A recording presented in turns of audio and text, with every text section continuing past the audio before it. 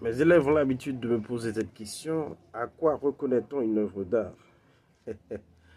C'est une question intéressante parce que cette question nous invite à réfléchir sur ce qui distingue une simple chose d'un objet véritablement artistique.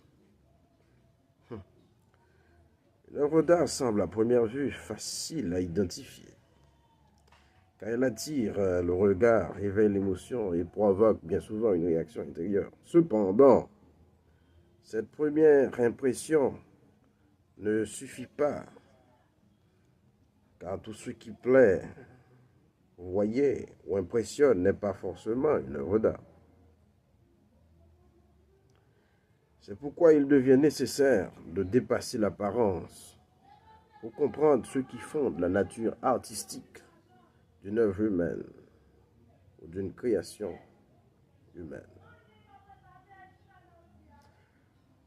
En premier lieu, une œuvre d'art se reconnaît par l'intention de l'artiste.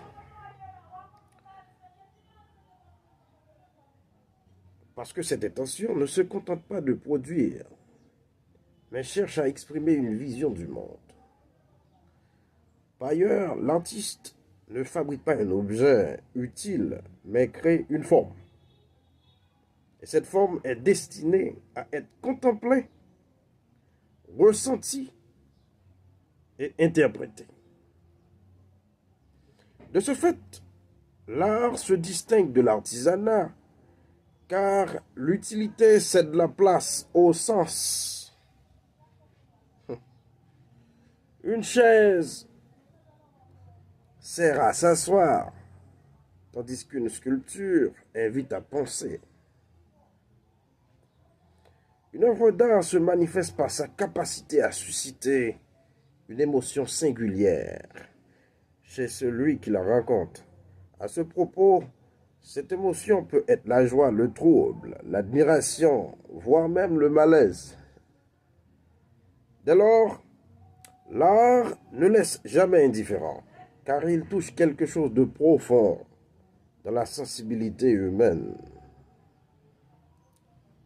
Ainsi donc, comme le pensait Emmanuel Kant, l'œuvre d'art provoque un plaisir désintéressé, c'est-à-dire un plaisir qui ne cherche ni profit ni avantage. Néanmoins, l'émotion seule ne permet pas de reconnaître une œuvre d'art avec certitude.